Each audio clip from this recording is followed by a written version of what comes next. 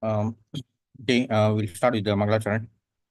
Om Ajnanatimirandasya, Jnananjana Shalakaya, Chakshurunmilitam Yena Tasmai Sri Gurue Namah, Sri Chaitanya Manobhishtam Sthapitam Yena Bhutale Swayam Rupa Gadamayam Datati Swapatantikam, Vande Aham Sri Guru Sri Udapatakalam Sri Gurun Vaishnavamsya, Sri Rupam Sagarjadam Sagana Raghunathanvitam Samsijivam, Sadvaitam Savdutam Paljana Saitam Krishna Chaitanya Devam, Sri Radha Krishna Padan Sagana Lalita Sri Vishakanitamsya, हे कृष्णा करुणा सिंधु दीनबंधु जगतपते गोपेशा गोपिका कांता राधा कांता नमोस्तुते तप्त कांचन गौरांगी राधे वृंदावनेश्वरी वृषभानुसुते देवी प्रणमामि हरिप्रिये वाञ्छाकल्पतरुभ्यश्च कृपा सिन्धुभ्येव च पतितानां पावनेभ्यो वैष्णवेभ्यो नमो नमः श्री कृष्ण चैतन्य प्रभु नित्यानंद श्री अद्वैत गदाधर श्रीवासादि गौर भक्तवृंद हरे कृष्णा कृष्ण कृष्णा हरे हरे हरे राम राम हरे हरे हरे कृष्णा कृष्ण कृष्णा हरे हरे हरे राम राम हरे हरे हरे कृष्णा कृष्ण कृष्णा हरे हरे हरे राम राम हरे हरे ओम नमो भगवते वासुदेवाय ओम नमो भगवते वासुदेवाय ओम नमो भगवते वासुदेवाय Hare Krishna. So we'll continue with verse 43 from chapter 11 of the Gita.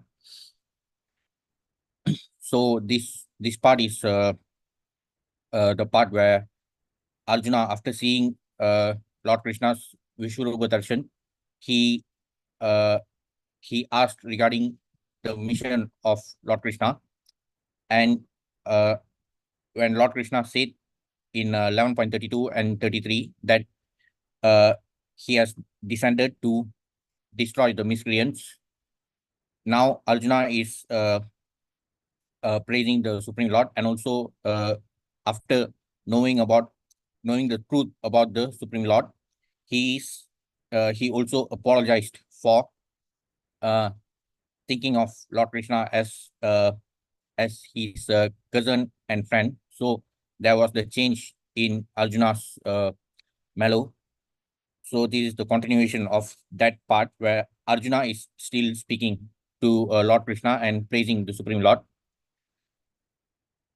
Pitasi lokasya characharasya tvamasya pujascha gururgariyan natvat samosti abhyadika kutonyo lokatraya apiyat pratima prabhava पितासि लोकस्य चराचरस्य त्वमस्य पूज्यश्च गुरुगणीयान् न त्वत्समोऽस्ति अव्यधिका कुतोऽन्यो लोकत्रयेऽपि अप्रतिमा प्रभाव पितासि लोकस्य चराचरस्य त्वमस्य पूज्यश्च गुरुगणीयान् न त्वत्समोऽस्ति अव्यधिका कुतोऽन्यो लोकत्रयेऽपि अप्रतिमा प्रभाव पितासि लोकस्य चराचरस्य त्वमस्य पूज्यश्च गुरुर्गरीयान् न त्वत्समोऽस्ति अभ्यधिका कुतोऽन्यो लोकत्रयेऽपि अप्रतिमा प्रभाव पितासि लोकस्य चराचरस्य त्वमस्य पूज्यश्च गुरुर्गरीयान् न त्वत्समोऽस्ति अभ्यधिका कुतोऽन्यो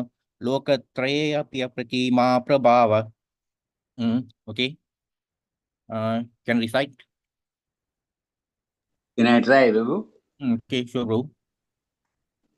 पितासि लोकस्य चराचरस्य त्वम् अस्य पूज्यश्च च गुरुर्गरीयान् न त्वत्समोश्च अभ्यधिका कुतोऽन्य लोकत्रयेऽपि प्रतिमा प्रभाव. Okay, thank you, Prabhu. Next.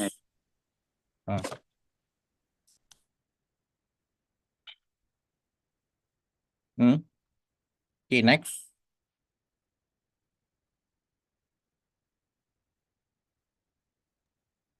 Now you will try, Prabhu.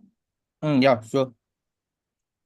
Pitasi lokasya cara-carasya Tuam asya pugyasya caguru garya Natatva samusa abhiyagya kuto nyo Yogatraya piya patinam prabhava.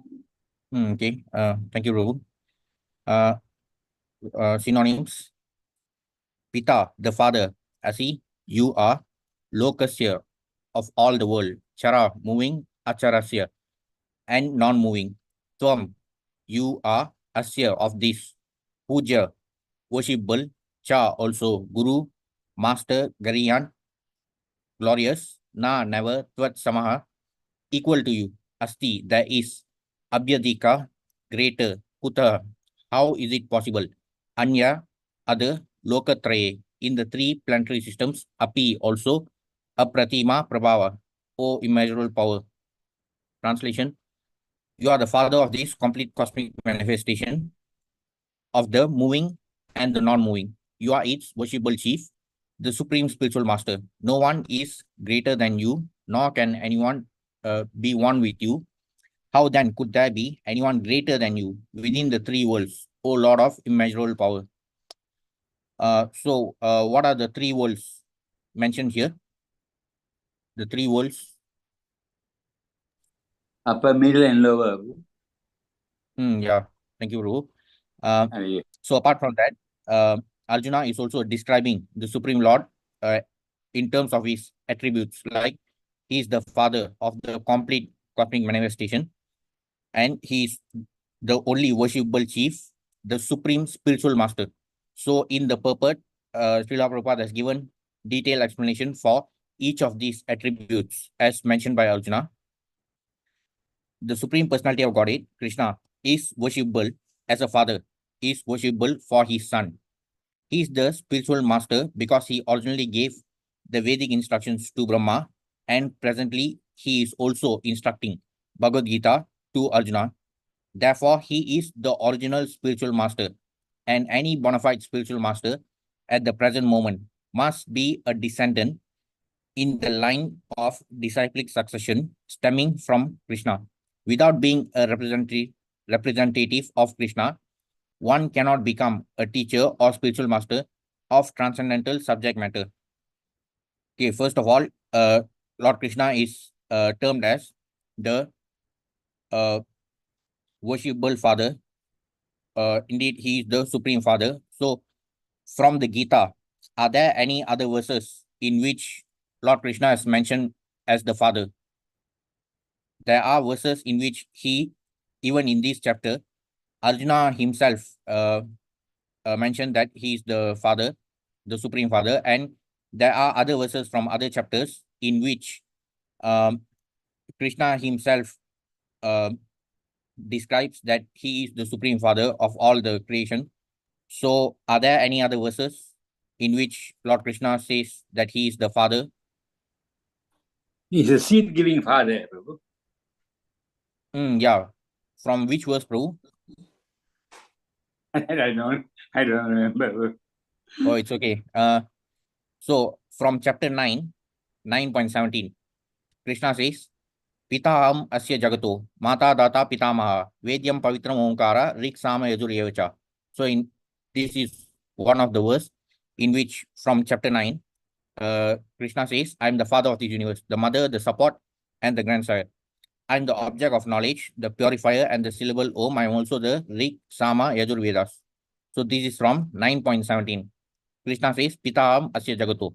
And of course, as you just mentioned, Prabhu, from chapter 14, 14.4, Krishna says, Sarva yoni su kaunteya, murtaya sambhavantiya, tasham brahma mad yonir, aham bija pradapita. It should be understood that all species of life, O son of Kunti, are made possible by birth in this material nature, and that I am the seed-giving father. So, this is from chapter 14, titled The Three Modes of Material Nature. So, from this chapter, as we know, the three modes of material nature are regarded as the byproduct of Krishna's inferior material energy. So the material energy makes the manifestation of the material nature possible. And the three modes of material nature, they are the byproducts which control all the conditioned souls in this material world. And in the first few verses of chapter 14, Lord Krishna is giving descriptions about how he um, he provided the seed for creation in the material world. Of course, the souls are not created, but they were born. The conditioned souls took birth in the 84 lakh species of material bodies. And this was possible because the Supreme Lord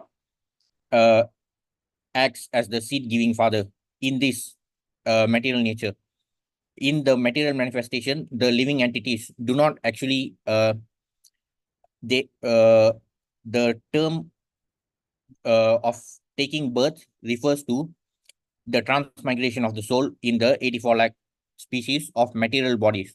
So that process is made possible by the seed-giving father. So 9.17 and 14.4 also are the verses in which Krishna describes himself as the Supreme Father. Of course, when we go back to the Purusha Avatara incarnations, so from there also we can see how he is the father of Lord Brahma himself. And as we know, there are three levels for the Purusha Avataras, starting from Mahavishnu, Garbhodakashayi Vishnu, Shirodakashayi Vishnu. So Mahavishnu himself is only a plenary expansion. Of course, in terms of plenary expansion, there is no difference between the plenary expansion and the Swayam Rupa of the Supreme Lord in Goloka Vrindavana. But still, Mahavishnu's jurisdiction is specific to the material world. So Mahavishnu himself, as a plenary expansion, he is in charge of the entire Mahatattva, which consists of innumerable material universes, which manifest from the bodily pause, from his bodily pause when he breathes out. So from Mahavishnu, the Garbhodakashayi Vishnu incarnations happen to um, uh, to enter into all the innumerable material universes. Then within those material universes, Garbhodakashayi Vishnu becomes the father of Lord Brahma in all the innumerable universes. So like that, within each material universe itself, Garbhodakashayi Vishnu becomes the supreme father to Lord Brahma himself, who is the first living entity that is created in the material world. And Lord Brahma is also, therefore, he is the topmost Jiva Tattva. Next, Lord Krishna is described as the supreme spiritual master. So this is because he originally gave the Vedic instructions to Brahma. So as we know from the Bhagavatam, second canto especially, the verses from 2.9.33 onwards, those are the Chaturshloki Bhagavatam verses. So the knowledge of the Bhagavatam, the Chaturshloki version, was spoken by the Supreme Lord Krishna to Brahma. So Brahma being the senior most living entity, he himself, though Brahma is often regarded as the Lord of creation, but Brahma himself admits to Narada Muni in the second canto from chapters 4, 5, 6 onwards, especially from chapter 5 onwards. Narada Muni asks Lord Brahma regarding the kind of austerities that Lord Brahma is performing. So when Narada Muni observed that Lord Brahma himself is so severely engaged in so many tapasyas, so Narada Muni became curious to know about who is the inspiration for Lord Brahma in the business of creation. Because when Narada Muni sees that Lord Brahma is engaged in so many tapasyas, so it occurred to him that there must be a greater force that is driving Lord Brahma himself in the matters of creation. To which Lord Brahma replies, and he himself confirms that the Supreme Lord Krishna is the main driving force for Lord Brahma to be engaged in the business of creation. So Lord Brahma even goes to the extent of saying that he is only a secondary creator, in the sense that he only recreates what was already created by the Supreme Lord. So, as the topmost Jiva and an exalted devotee of the Supreme Lord, he acknowledges the supremacy of the Supreme Lord Krishna, though he is often regarded topmost uh, as the topmost Lord of creation. But Lord Brahma himself says that it is the Supreme Lord Krishna uh, that is guiding him to be engaged in the business of creation. So the Supreme Lord Krishna gave the spiritual knowledge to Lord Brahma right from the beginning to inspire him to create, to further generate more population in the universe. So apart from that, the Supreme Lord Krishna is also instructing the Bhagavad Gita to Arjuna. And as we know from the fourth chapter itself in the Gita, the Supreme Lord Krishna, he said that initially he instructed the knowledge of Bhagavad Gita to Vivaswan, who propagated it to Manu, and Vivaswan, Manu, then Ishwaku, and the knowledge was being passed on in the chain of disciplic succession among the saintly kings, rather rishis.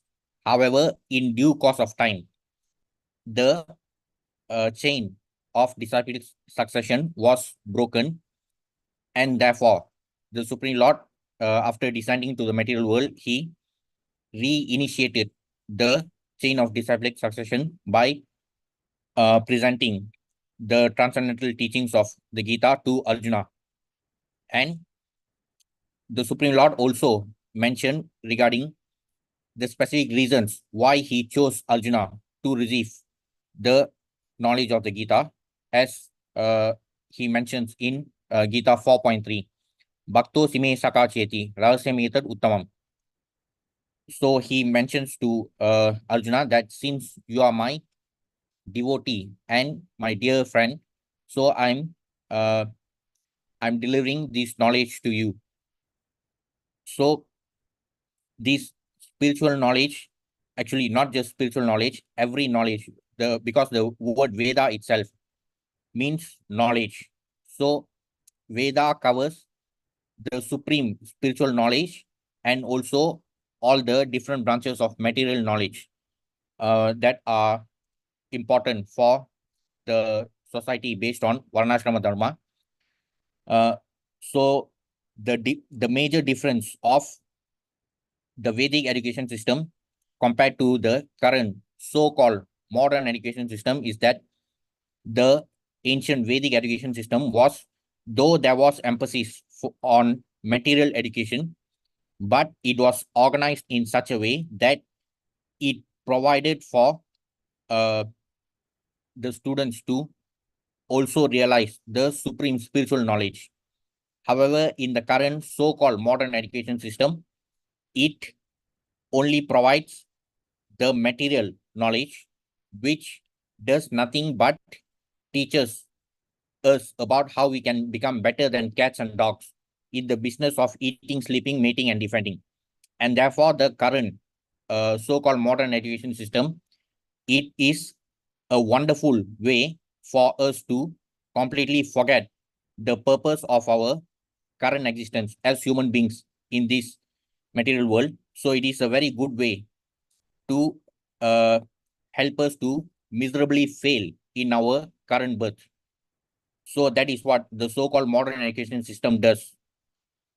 But if we take shelter under the Supreme Lord and study the Bhagavad Gita sincerely, then we can understand the purpose of our birth in this wonderful human form and completely utilize the opportunity. So we don't really have to waste this opportunity by living like cats and dogs. And the spiritual knowledge should also come in the line of bona fide parampara. So there are four bona fide sampradayas. And what are, they? The four bona fide sampradayas. Kumara, Hmm. Rudra, Yeah. Lakshmi, and Hmm. Madhu. Yeah. So the Lakshmi Sampradaya is also famously known as Sri Sampradaya. And our Brahma Madhva Gaudiya Vaishnava Sampradaya. Gaudiya Vaishnava specifically referring to the, like, in terms of the various branches, though they come from the same root, they branch out. So our Gaudiya Vaishnava Sampradaya is like, it was concentrated around the area of Gauda Desh, Bengal. So all the acharyas who come in the line of disciplic succession, as presented in the Bhagavad Gita as it is. So all the acharyas who come in those line of disciplic succession, they are all qualified to deliver the transcendental knowledge of Bhagavad Gita. And as far as Srila Prabhupada's purports are concerned, the purport, uh, it it is uh, it combines the knowledge from the entire parampara. So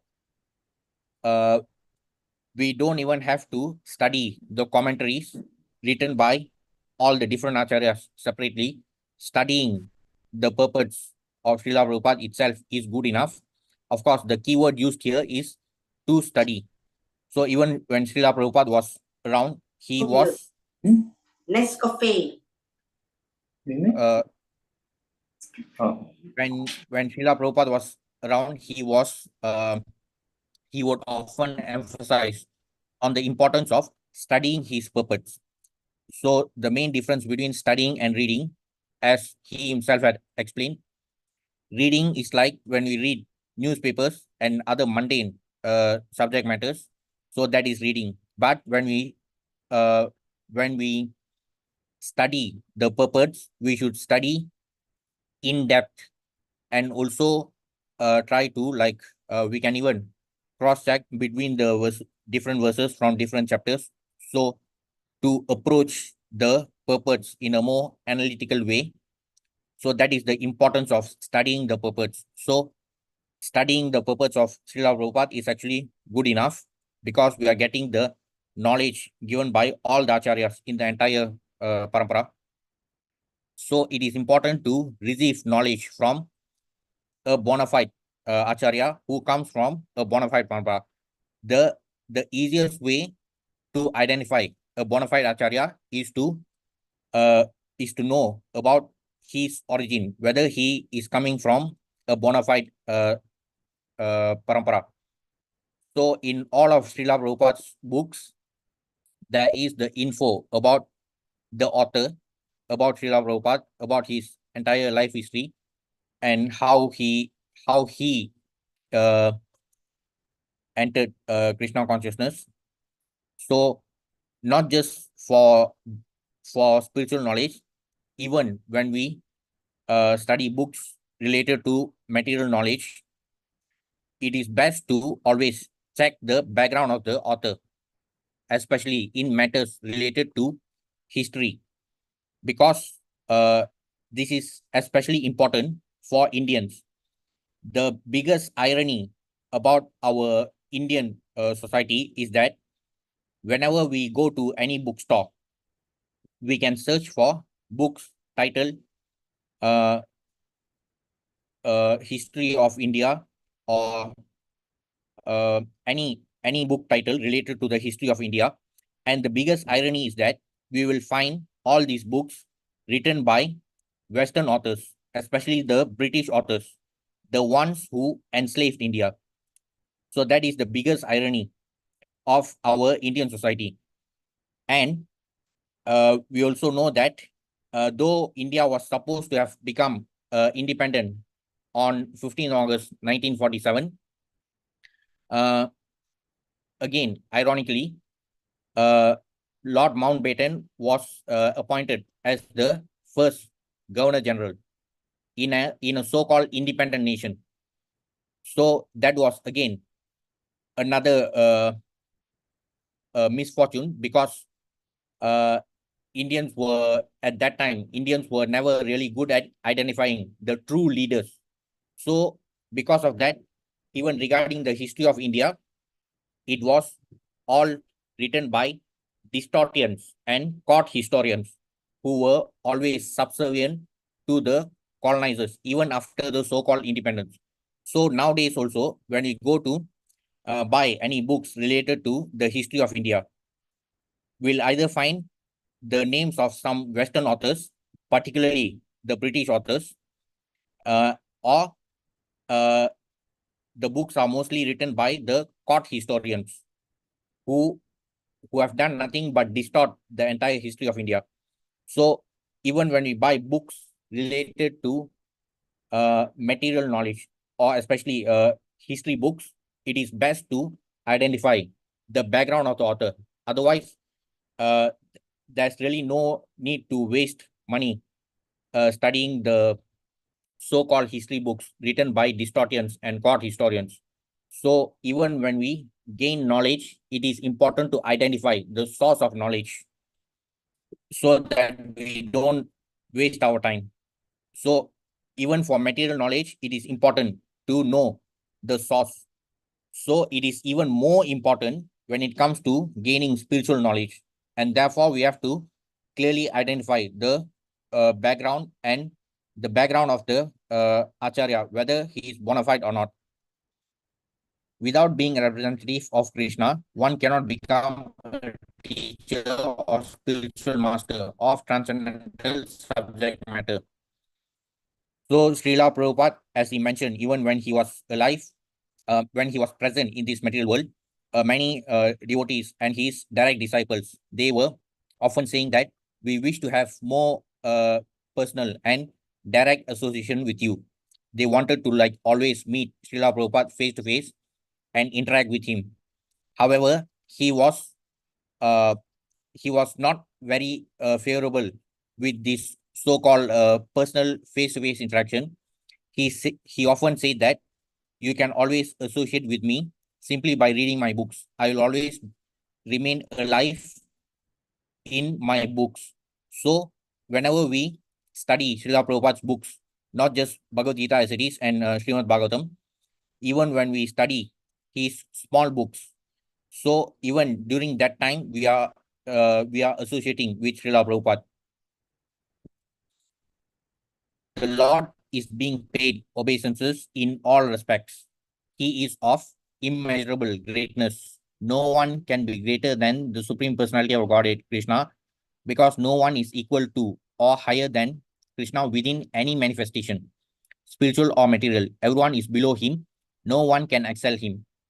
This is stated in the Shvetashvatara Upanishad 6.8. Na tasya karyam karanam cha vidyate, na tad shamas cha abhyadikas cha drishyate. The Supreme Lord Krishna has senses and a body like the ordinary man. But for him, there is no difference between his senses, his body, his mind, and himself.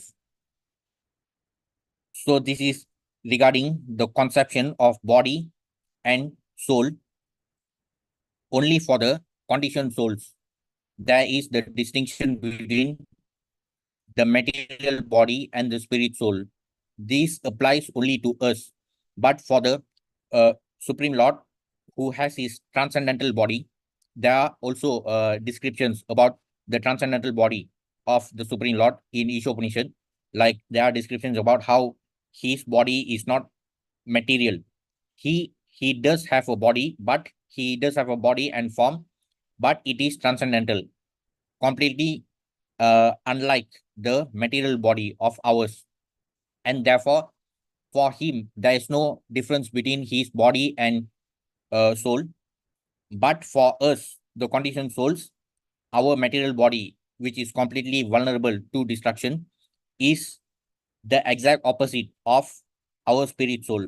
So even this subject matter, the distinction between body and soul, is one of the earliest sections covered in the Bhagavad Gita from chapter 2 itself, one of the earliest area explained by the Supreme Lord from verse 2.11 to 2.30. Foolish persons who do not perfectly know him say that Krishna is different from his soul, mind, heart, and everything else. Krishna is absolute, therefore his activities and potencies are supreme. It is also stated that although he does not have senses like ours, he can perform all sensory activities. Therefore, his senses are neither imperfect nor limited. No one can be greater than him, no one can be equal to him, and everyone is lower than him. So even regarding the senses of the Supreme Lord, they are completely unlike our material senses. Our material senses are very limited, and we can only use each of our senses for specific purposes. But the Supreme Lord can use any of his senses to do anything as he wishes. His senses are transcendental. Therefore, there are also descriptions about the senses, the transcendental senses of the Supreme Lord in Gita chapter 13. So,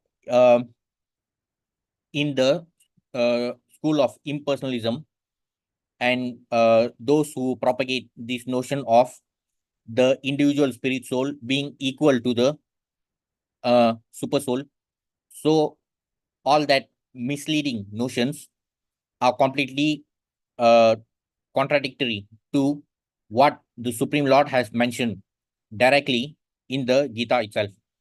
So particularly in chapter 13, when the Supreme Lord describes about the attributes of Kshetra and Kshetrajna, the knower of the field and the knower of the field. So as we know from chapter 13, it starts with Arjuna's inquiry about 6 subject matters about Prakriti, Purusha, Kshetra, Kshetrajna, Jnanam, Nyayam.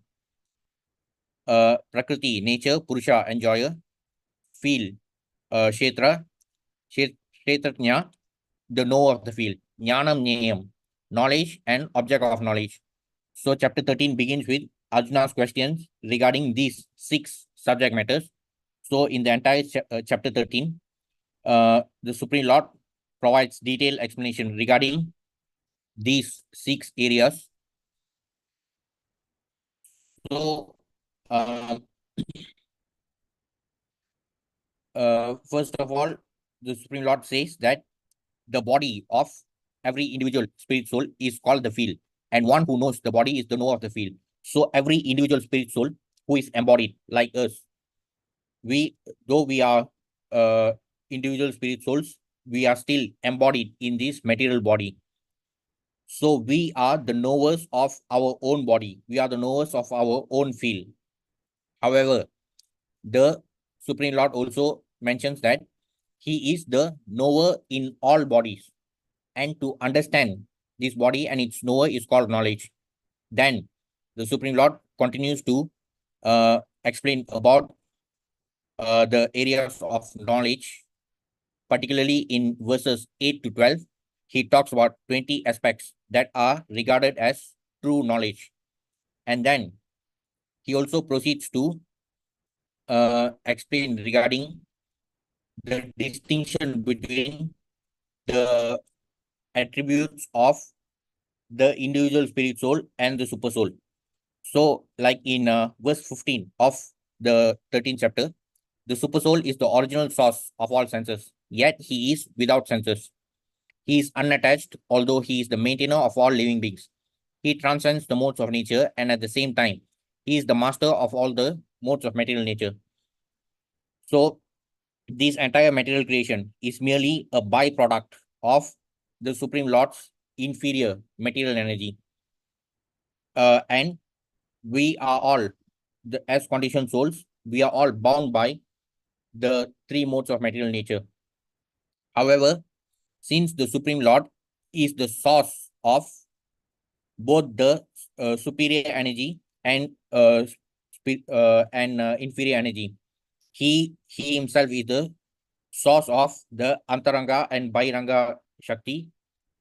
Therefore, he is also the source of the 3 modes of material nature.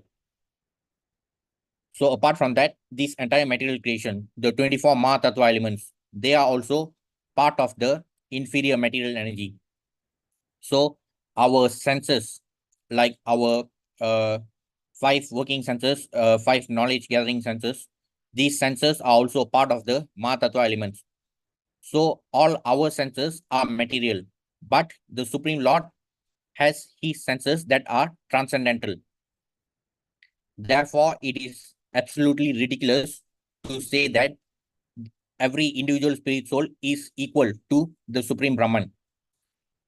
And being the source of the three modes of material nature, he is superior to the three puppeteers. We, the conditioned souls, we are subservient to the three puppeteers, the modes of goodness, passion, and ignorance. But the Supreme Lord is the master of all modes of material nature. Also, in 13.23, the Supreme Lord mentions, yet in this body there is another, a transcendental enjoyer, who is the Lord, the Supreme Proprietor, who exists as the overseer and permitter, and who is known as the Super Soul. So, being present in our hearts, in the hearts of all living entities. In 18.61, Gita, Lord Krishna says, Ishvara Sarva Bhutanam Hiddeshe Junachishati Brahmayan Sarva Bhutani Yantra Rudani Maya. Ishvara Sarva Bhutanam. So the Super Soul is situated in the hearts of all living entities. So he is the transcendental enjoyer. So as we even saw in yesterday's small book reading session, we the Jivas, we are also regarded as Jiva Prakriti. Though we belong to the superior Prakriti, still we are Prakriti. We are meant to be enjoyed. There's only one supreme enjoyer, the transcendental enjoyer. That is the Supreme Lord. He is present as the Super Soul in our hearts. He is also the Supreme Proprietor. He exists as the overseer and permitter. So the Supreme Lord accompanies us, the individual spirit souls, in all our different births. He exists, the Super Soul exists in our hearts, and he is the overseer. He observes all our activities in all our births, and he provides opportunities according to our activities.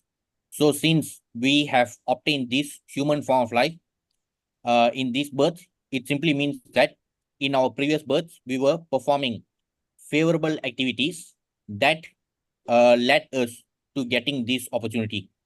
So it all depends on whatever we are doing now. What we do now will decide our next the next body that we get. So whether we want to end up in another miserable material body, or even worse, a potentially degraded material body, or whether we want to regain our original transcendental body that we had in the spiritual world. So it entirely depends on what we do now. The instructions have all been given very clearly by our Supreme Spiritual Master, Lord Krishna himself, and our Acharyas. They have also made it very clear for us to understand. So it is entirely up to us what we want to do. Like Lord Krishna himself, after delivering the entire teachings of the Gita, in 18.63, Lord Krishna told Arjuna, Yata Ichasi Tata Kuru. He gave all the important knowledge that was required for Arjuna, but still he gave Arjuna the freedom to decide on what he wanted to do. So similarly, the Supreme Lord never interferes in our individual freedom. So it is entirely up to us whether we want to waste this wonderful opportunity in this human form of life, or whether we want to utilize it to go back to Godhead. So no one can be greater than the Supreme Lord. No one can even be equal to him. And everyone is lower than him. So those who fail to understand this, like Hiranyakashipu and Ravana, they had to meet their miserable end. And what is even more amusing is that in this Kali Yuga, there are fan clubs for Hiranyakashipu and Ravana, especially by those fools who think that there could be someone greater than the Supreme Lord himself. So even such fools are destined to get what they deserve. The knowledge, strength, and activities of the Supreme Personality are all transcendental, as stated in Bhagavad Gita 4.9. Janma karma cheme divyam evam yo veti tatvata tyaktva deham punarjanma naiti mameti so Arjuna. Whoever knows Krishna's transcendental body, activities, and perfection after quitting his body returns to him and does not come back again to this miserable world. Therefore, one should know that Krishna's activities are different from others. Though the Supreme Lord descends to the material world, he does not become like other embodied conditioned souls. He still appears in his transcendental body, and even his activities are transcendental. So it is completely foolish to think that the Supreme Lord, when he descended to the material world, uh, some geniuses, like some people who were uh, given the title of Mahatma, they only turned out to be Maha Mudatmas, because there was a so-called Mahatma who even regarded Lord Krishna as merely a personality who was equivalent to Adam. So that so-called Mahatma, the manufactured Mahatma, he only ended up exposing himself as the Maha Mudatma.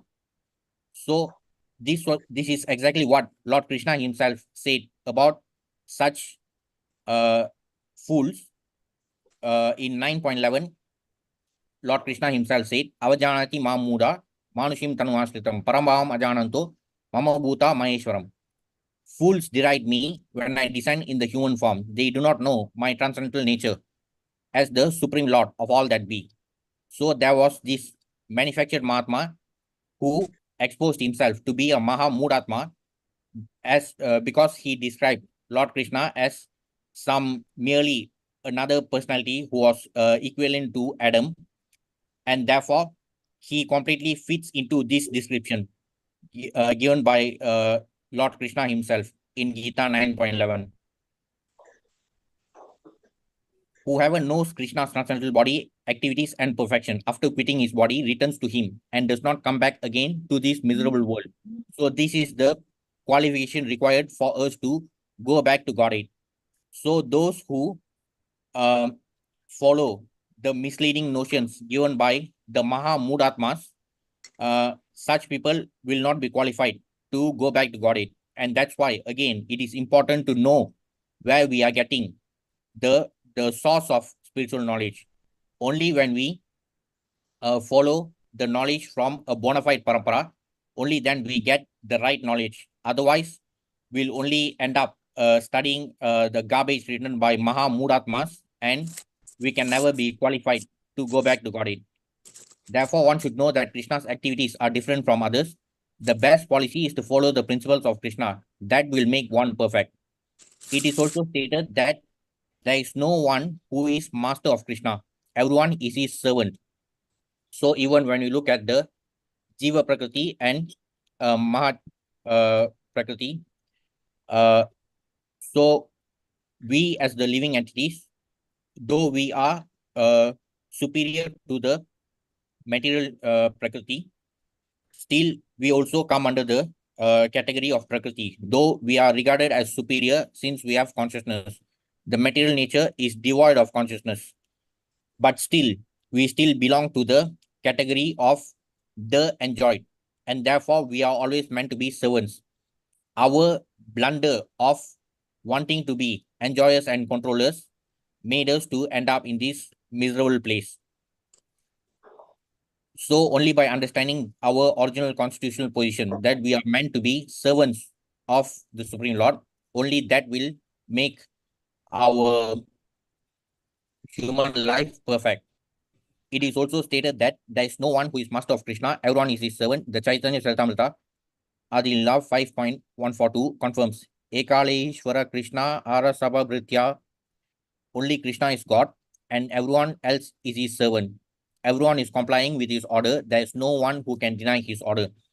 Everyone is acting according to his direction, being under his superintendence. As stated in the Brahma Samhita, he is the cause of all causes. So regardless whether we accept or deny the existence of the Supreme Lord, he exists in every atom of this material creation. He is also present as the personification of time. Even the so-called self-proclaimed intellectuals who wish to call themselves as atheists or rationalists, they often deny the existence of God, but they can never deny that they are being subservient to the influence of time. As we know, time is one of the 5 subject matters of the Bhagavad Gita. Ishvara, Jiva, Prakriti, Kala, Karma. So time is an aspect which influences this material creation. In the spiritual world, there is no influence of time, and therefore all the exalted devotees of the Supreme Lord are eternally engaged in their sweet pastimes with the Supreme Lord. Only in this miserable Dukkalayam, we are being subject to the influence of time. So as the Supreme Lord himself says in Gita 8.15, especially in chapter 8, so in chapter 8, verse 15, the Supreme Lord says, Mahapetya Punarjanma, Dukkalayam Ashashvatam, Nautvanti Mahatmana, Samsitim Paramangata. After attaining me, the great souls who are yogis in devotion, never return to this temporary world which is full of miseries because they have attained the highest perfection. Okay. So after this verse, the Supreme Lord continues to explain regarding the nature of the material creation, which is always subject to repeated creation and annihilation. So all the living entities, even up to Lord Brahma himself, even his abode Satyaloka is subject to destruction after his after the expiration of the 100 years of Lord Brahma's life. Even his abode becomes subject to destruction. So again and again, when Brahma's day arrives, all living entities come into being, and with the arrival of Brahma's night, they are helplessly annihilated. So this happens during the day and night of Lord Brahma in the lower planetary systems, but this happens throughout the life of Brahma. But once the life of Brahma himself expires, even his Satyaloka abode becomes destroyed. So all the jivas are subject to this repeated cycles of creation and annihilation. Then the Supreme Lord continues to explain, yet there is another unmanifest nature which is eternal and is transcendental to this manifested and unmanifested matter. So this is clearly referring to the spiritual world. It is supreme and is never annihilated. When all in this world is annihilated, that part remains as it is. So only in this material creation, there are always the stages of manifestation and unmanifestation. So Prakriti, the material nature, is regarded as Prakriti when it is in the manifest state. So during the day of Brahma, the material nature becomes manifest because the Garbhodara ocean water declines and the planetary systems become manifest during the day of Brahma. But at night, the water rises and everything becomes unmanifest. So these stages of manifestation and unmanifestation, they continue repeatedly, but there is no such transformation in the spiritual world. Everything that exists in the spiritual world is eternal. Nothing changes, and the spiritual world is also devoid of the influence of time. So if we look at our miserable condition in this material world, time is the one factor which makes us so helpless, because as conditioned souls, we have been embodied in so many different material bodies in the 84 lakh species. And during our stay in those apartments, we were subject to the problems of Janma Mrityu Jara Vyadhi. So from the moment we were born, from the moment we entered into those material bodies, all our problems started, because between the two milestones of Janma and Mrityu, there's always this pain caused by Jara and Vyadi. Every moment we are aging, and we are also subject to the problem of Vyadi. So ultimately, at one point, this condition worsens, and we have to meet death, which is nothing but a stage where we transmigrate to another body. But what the truly miserable thing about this is that we are in such a helpless condition that we are forced to take up so many material bodies where we meet the same problems again and again, the same set of problems of Janma, Mrityu, Jara, Vyadi. We are being forced to meet these same problems again and again since time immemorial in the 84 lakh species of material bodies. So even in the so-called modern scientific world, they have no answers about how we can solve these problems, though they often say that they make fraudulent claims that they are trying to solve the problems of death, they are trying to solve the problems of old age, but they have not found any solution simply because it is impossible.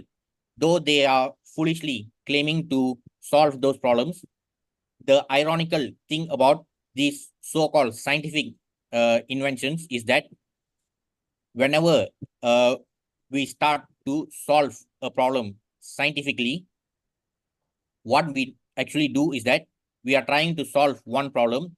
In the process, of developing that one solution, we only end up creating 10 new problems. For every one solution, we end up creating at least 10 new problems.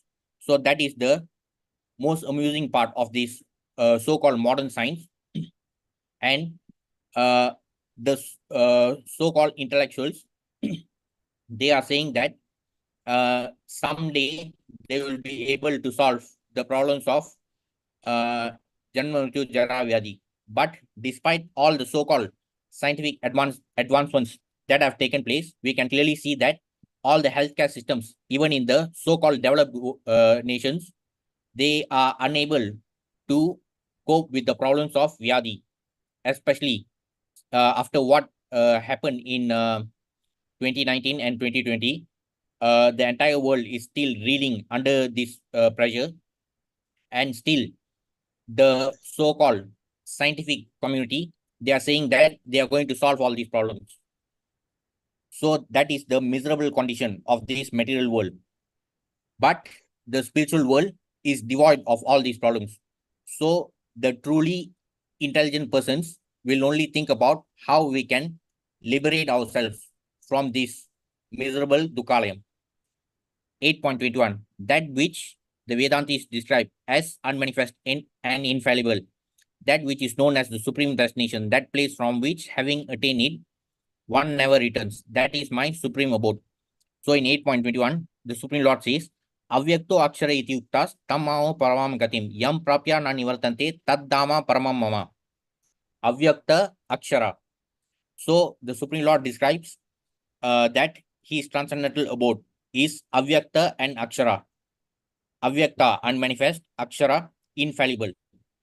So the spiritual world, particularly the transcendental abode of the Supreme Lord, is the exact opposite of the material creation, which is always fallible, and it is subject to the repeated cycles of creation and annihilation. So everything that exists in the spiritual world has the exact opposite characteristics of what we see in the material world. And therefore, in order to solve our problems in this miserable Dukkalayam, the only solution is to go back to Godhead. And another important point to be noted here is that in 8.21, if we look at the shloka, the Supreme Lord says, Avyakta akshara iti uktas tammaho paramam gatim yam prapya na nivartante taddama paramam mama. There's also another similar verse in chapter 15, in 15.6, in which the Supreme Lord says, Na tat bhasyate suryo na shashanko na pavaka yad gadva na nivartante taddama paramam mama. So again, in that verse also, the Supreme Lord says that in the spiritual world, there's no need for the sun and moon, because the Brahmajyoti effulgence which emanates from the transcendental body of the Supreme Lord illuminates the entire spiritual sky. So in the Supreme Lord, when he says Tad Dhamma Paramam Mama, he is referring to the topmost destination in the spiritual world. Because if you look at the Goloka chart, there are divisions like the Goloka region, the Vaikunta region, and also below the Vaikunta region is the Devi Dhamma, this material creation. So even in the spiritual world, there is the topmost Goloka region, and within the Goloka region, the topmost is Goloka Vrindavana or Krishna Loka, then followed by Mathura and Dwaraka. Then below that is Ayodhya Dham and the Vaikunta regions. So out of these regions in the spiritual world, the topmost is Krishna Loka or Goloka Vrindavana. So even when the Supreme Lord talks about the spiritual world, he is specifically emphasizing on his transcendental abode, which is the topmost, that is Krishna Loka or Goloka Vrindavana. So the Supreme Lord himself says that those who attain that transcendental abode, they will never return to this material world. So what we need to note here is that unlike the other schools in which they propagate the notion of merging with the Brahmajyoti effulgence, merging into the merging with the light and all that. So what they fail to understand is that the Supreme Lord specifically mentions, like in these two verses, 8.21 and 15.6, he specifically mentions that those who attain the supreme abode, they will never return to this miserable place. He did not say those who merge into the Brahmajyoti will not return to this material world. That's why Srila Prabhupada has mentioned that merging into the Brahmajyoti, by merging into the Brahmajyoti, there's always the risk of falling down. So that clearly is based on what the Supreme Lord himself has said when he says that those who attain my supreme award, Tad Dhamma Paramam Mama. So whenever we, even in many other verses, Srila Prabhupada uses this capital M. Whenever there is words like me or mama, Srila Prabhupada in his translation, he uses the capital M.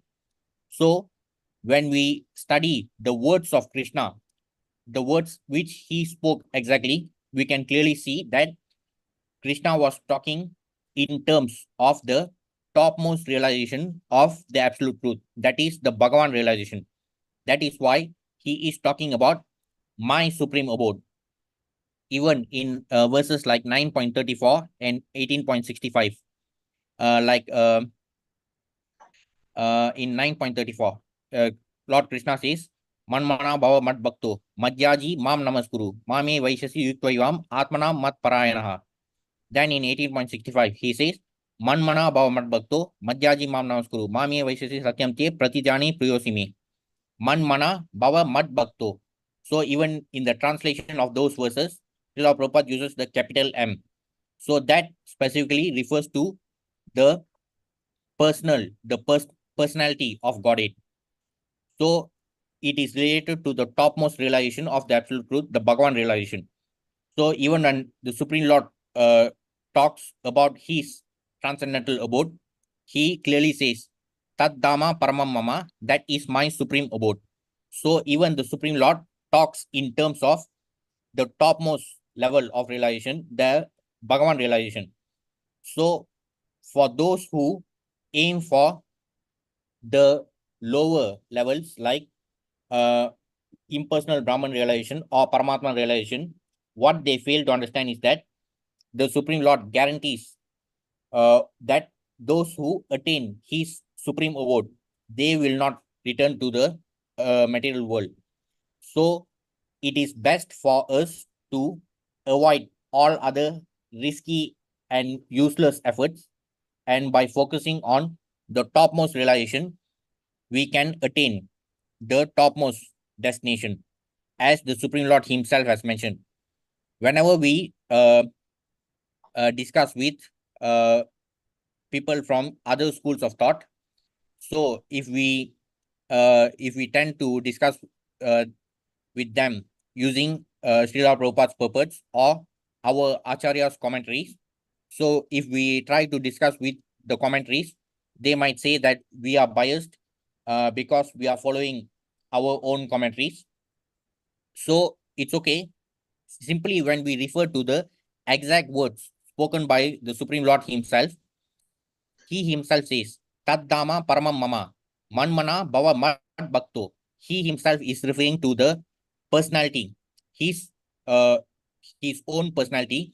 He himself is talking in terms of the topmost level of Bhagavan realization. So these we can see from the exact words which he himself spoke. So that is why it is important to always aim for the topmost level of Bhagavan realization. So because that is what he himself has confirmed, and he himself is saying that those who attain my supreme abode, Tad Dhamma Paramam Mama, so only those people will not have to return to this miserable Dukalayam. So that is what the Supreme Lord himself spoke, and that's why it is important to understand these intricate details which have been highlighted in Srila Prabhupada's purports. So that's all for today. We have completed 11.43. Thank you. Any questions or comments? Prabhu, Yes, Prabhu. doubt, Prabhu. Prabhu? What's the difference in Pradhana and Mahatattva, Prabhu? Actually, they are the same. The Pradhana refers to the state when the Mahatattva elements are unmanifest. Because as mentioned, there are two states, like during the daytime of Brahma, the Garbhodaka ocean water, it will decline. So all the planets below Satyaloka, they will become manifest during the day of Brahma. But during the night of Brahma, when the water rises, all the planets become unmanifest. So in the manifest state, the word Prakriti is used. In the unmanifest state, like before creation, like after annihilation, everything becomes unmanifest. So those raw ingredients, which are part of the Mahatattva, so that is known as Pradhana. But when the manifestation happens after creation, that is known as Prakriti. So they are like two states which keep switching. Thank you, Prabhu. Okay. Thank you, Prabhu. Thank you. Hare Krishna.